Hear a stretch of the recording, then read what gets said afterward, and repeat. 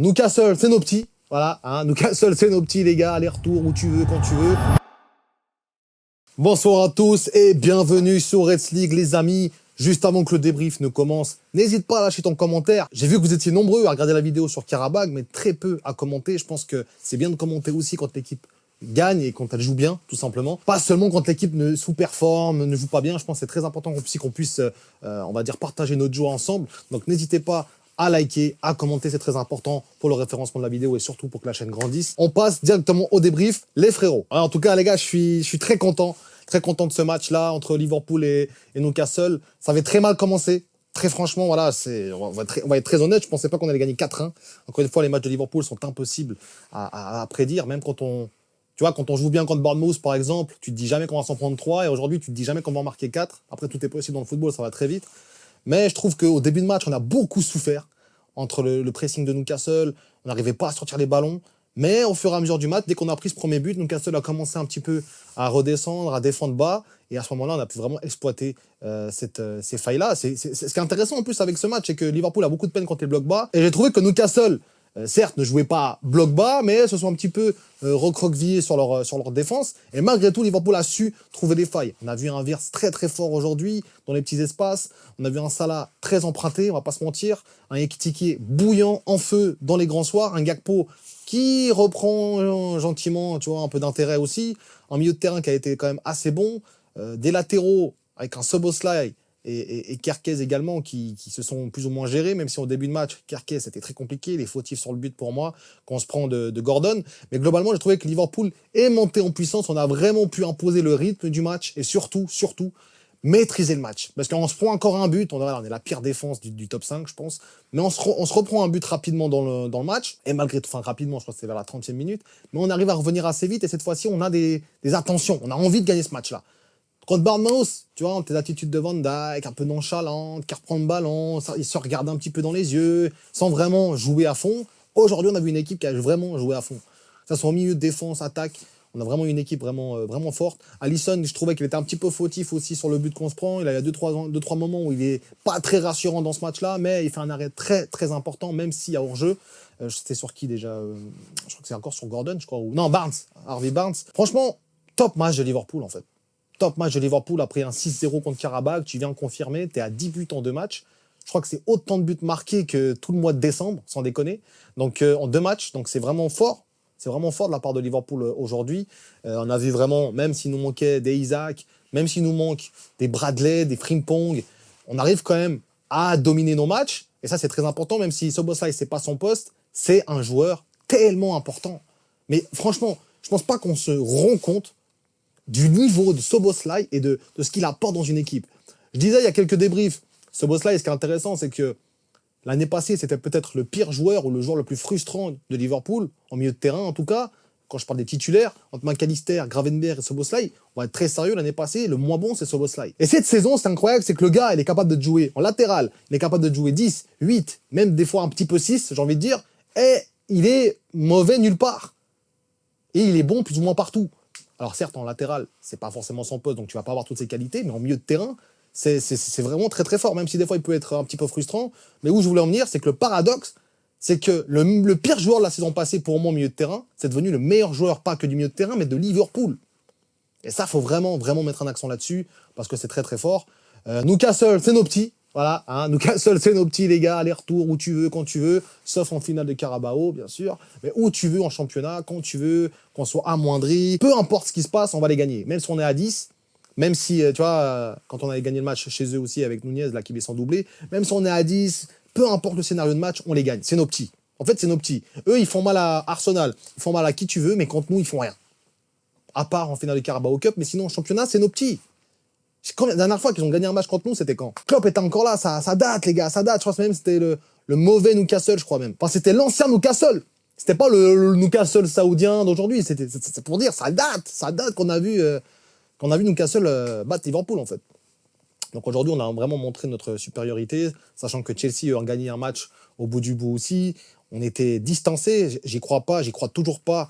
On est, avant ce match, à 10 points d'Aston Villa. Retenez bien ce que je dis, à 10 points d'Aston Villa, à 17 points d'Arsenal. Franchement, c'est juste ça, moi, qui me fait mal au cœur. En fait, des fois, j'ai presque envie de me dire, bah, tu sais quoi, on recommence la saison. Bah, soyez dans le top 4, On s'en fout, en fait. On n'a même pas envie de voir les matchs. Tout ce qu'on veut, c'est top 4. On recommence la saison prochaine avec de meilleures intentions. Il n'y aura pas d'excuses de pré-saison. On commence fort, avec des petits ajustements de mercato. Et là, je pense qu'on sera vraiment très, très fort. Mais là, actuellement, franchement, tu as envie de recommencer la saison. Quand tu vois en plus les matchs qu'on est capable de faire, même en début de saison, certains matchs, on ne doit pas les perdre. Bournemouth, Burnley, on doit gagner.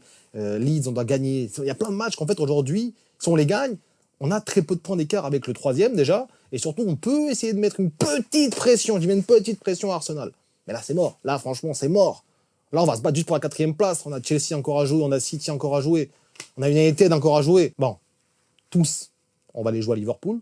Mais quand même, il va falloir vraiment être sérieux parce que là, c'était un gros test aujourd'hui. Le prochain gros test, c'est la semaine prochaine contre City. Donc attention à ce match-là parce qu'ils nous ont mis une grosse rouste au match aller. Il va falloir répondre présent. On espère voir nos joueurs au top de leur forme. En tout cas, dans ce match-là, incroyable. Franchement, Liverpool, une top performance pour un samedi 21h. Très, très fort. Je crois que j'ai à peu près tout dit sur le match.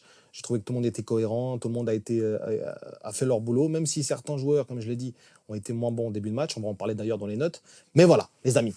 Franchement, gros match de la part de Liverpool. On passe directement aux notes. Donc, les amis, on va être très sérieux aujourd'hui. On a vu un joueur complètement fou. On va en parler après, mais Ekitike, j'ai envie d'en parler maintenant. Pour moi, c'est mon MVP. Un joueur capable de te marquer des buts, très important, tu vois, 2 buts en 2 minutes. Il aime bien, Ekitike, marquer des buts en très peu de temps d'intervalle quand même.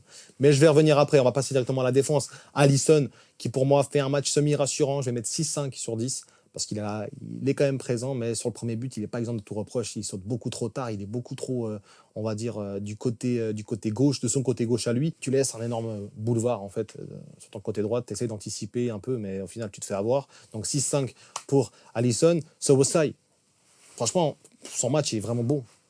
Toi, tu as un client en face. Tu as quand même un Harvey Barnes avec un Gordon qui permet pas mal. C'est compliqué, c'est pas des joueurs faciles à gérer.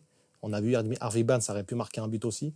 Franchement, je vais mettre un 7-5 pour Szoboszlai parce que je le trouve tout simplement exceptionnel. Szoboszlai, c'est une tuerie. Franchement, c'est une tuerie. On va passer à Van Dijk et Konaté.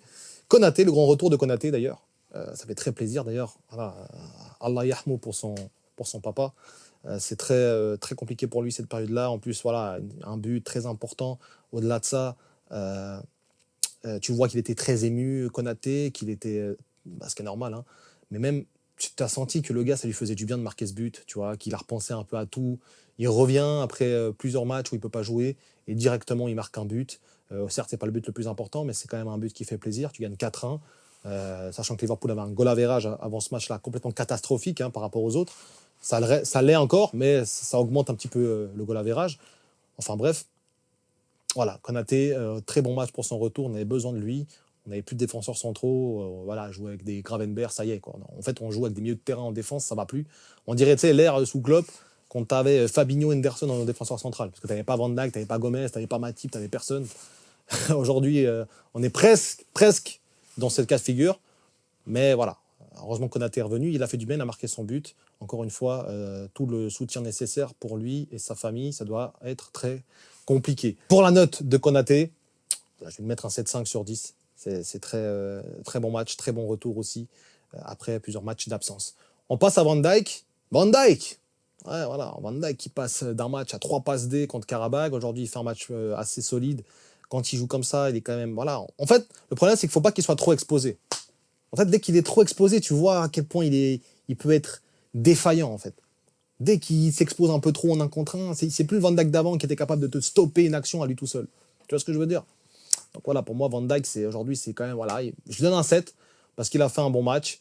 Il ne montrait pas tout le temps son der, change 24. Donc ça, c'est plutôt une bonne chose pour Van Dijk. On passe à Kerkez, qui pour moi m'a beaucoup énervé au début de match, mais qui est monté en puissance. Sur le deuxième but, il a un très bon coup d'œil pour Ekitike aussi. D'ailleurs, je crois que c'est lui qui donne la passe D.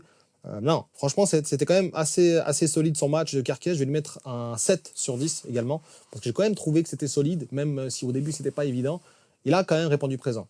Tu vois qu'il a énormément de vivacité, ce petit. Il faut vraiment qu'il gère ses attentions, qu'il gère un petit peu son abnégation, parce que des fois, c'est trop, des fois pas assez, des fois, il est un peu tête en l'air. Mais dès qu'il sera, on va dire, à son prime, ça va être un latéral très, très fort. Et tu le vois, en fait, il a les qualités pour. Donc pour moi, c'est très très bon ce match de Kerkez. Ça fait quand même, il monte gentiment en puissance, au même titre que certaines recrues cette saison. On passe au milieu de terrain, avec ce 4-2-3-1, encore une fois, avec ce Gravenberch, McAllister, qui, voilà. Quand ils sont à ce niveau, ça fait plaisir.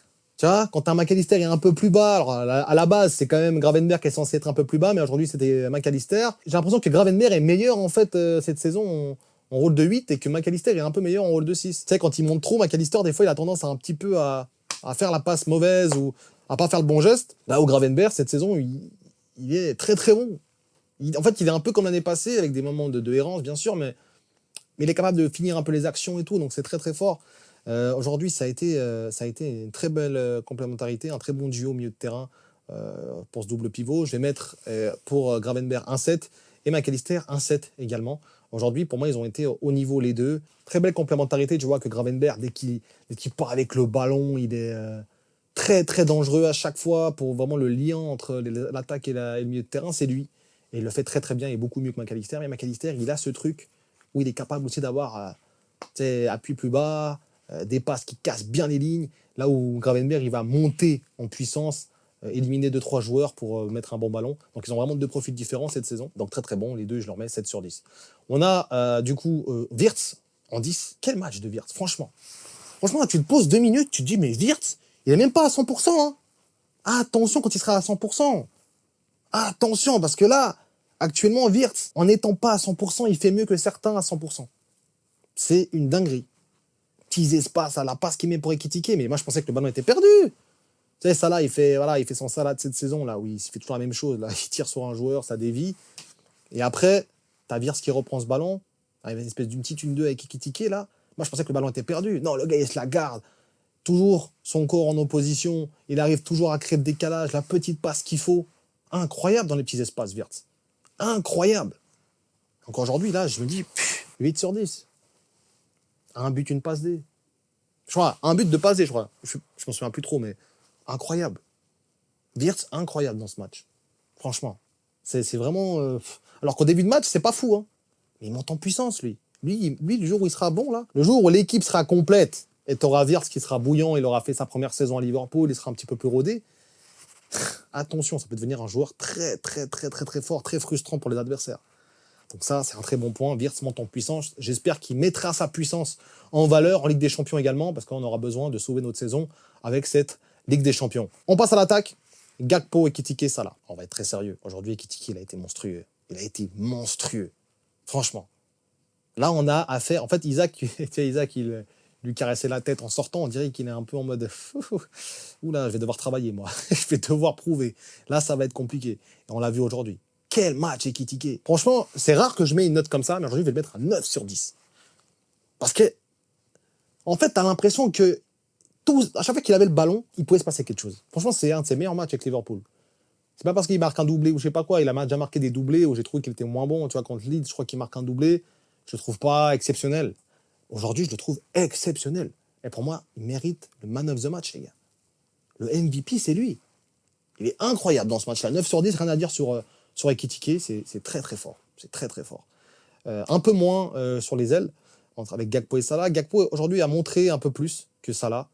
A montré même plus que tout court, en fait, parce que généralement, on a habitué à Gakpo d'être un petit peu en sous-performance. Aujourd'hui, il a été plus ou moins intéressant, surtout en fin de match. Il y a plusieurs actions où il se l'emmène. Même après la mi-temps, il y a une action là où il fait une petite chevauchée tout seul. Bon, toujours le problème avec lui, c'est le dernier geste. Mais sinon, je le trouve très, très... un peu plus affûté, en fait. Alors, pas très, très non plus, je ne vais pas abuser, mais un peu plus affûté que dans les derniers matchs. Je pense que ce match contre Qarabağ, même si je crois qu'il n'a pas marqué... Non, il n'a pas marqué en plus. Je l'avais dit ici, il n'a pas marqué, il n'a même pas fait une passe D. Je pense que ça l'a un peu frustré. Aujourd'hui, il a montré un peu plus d'abnégation, un peu plus... Voilà, il testait un peu plus imprévisible, en fait. Tu sais, c'est pas le Gakpo qui rentre toujours sur son pied droit et qui essaie de faire un centre au deuxième poteau. Là, tu avais un Gakpo qui tentait un peu d'éliminer des joueurs.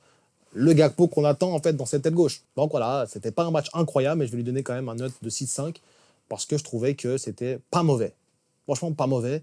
Et puis Salah. Salah, qui aujourd'hui n'a pas été bon. Franchement, très emprunté. Il y avait quelques moments où tu sentais que le gars, il a peur, en fait. En fait, Salah, aujourd'hui, c'est devenu un joueur qui est sous pression. Je crois que c'est la première fois qu'on a un Salah autant sous pression. Alors moi, je vais être indulgent avec Salah, parce que c'est la première saison où il floppe à Liverpool. Voilà, après 10 ans, je pense que tu as le droit d'avoir une saison moins bien quand même. Quand tu as autant de temps, tout le temps régulier, et encore, hein, les stats qu'il a, elles sont pas dégueulasses. Je sais pas exactement les stats qu'il a, mais elles sont pas dégueulasses. Hein.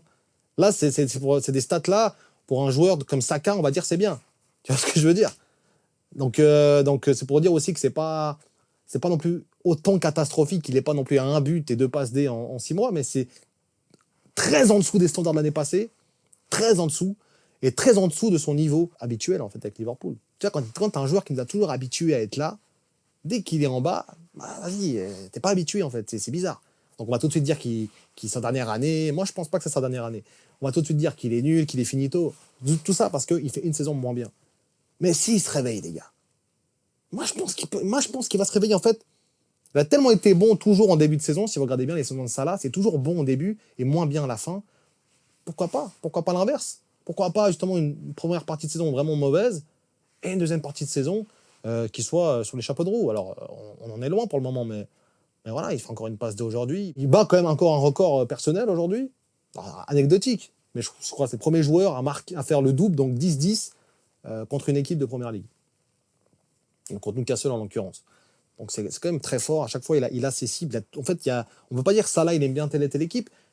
Toute sa vie, il a traumatisé la Première Ligue, en fait.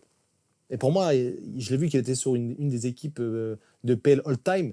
Et bien sûr, les gars, il y a qui aujourd'hui comme ailier droite qui peut parler avec lui? Historiquement, il y a très peu de joueurs. Tu viens de parler de KOL, etc. Mais c'est pas autant que Salah, c'est pas autant fort. C'est pas autant percutant, c'est pas... Voilà. C'est juste pour faire un petit aparté avec Salah, mais il fait pas un bon match, il va donner 6-5. Mais il a la passe D qui lui sauve un peu le match et ça fait plaisir quand même. Parce que là, il est sur plusieurs matchs où c'est pas si mauvais.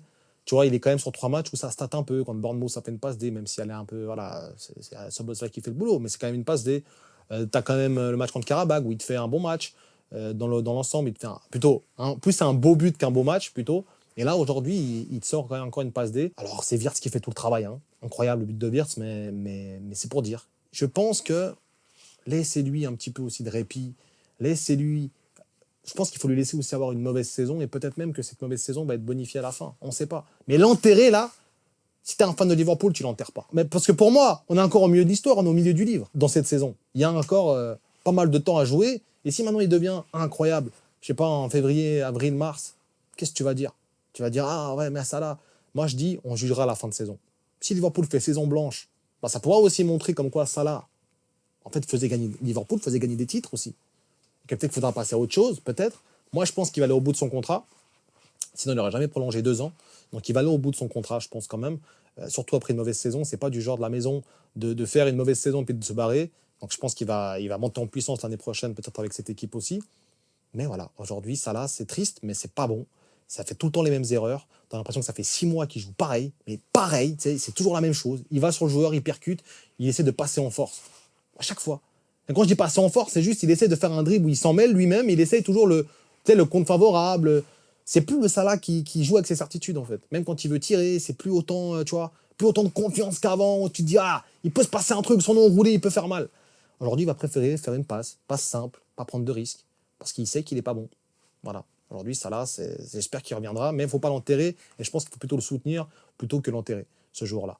En tout cas, les gars, très grosse victoire de la part de Liverpool. Comme vous l'avez compris, pour moi, le MVP du match, c'est Ekitike, très très fort aujourd'hui, en feu. J'espère qu'on aura droit à un grand match contre Manchester City, parce que j'oublie pas la défaite 3-0 qu'on a pris chez eux, on a été très très médiocre. En tout cas, les amis, j'espère que la vidéo vous aura plu. N'hésitez pas à lâcher un like, encore une fois, à commenter. Nous, on se retrouve très prochainement pour une nouvelle vidéo. D'ici là, prenez soin de vous, et surtout, n'oubliez pas...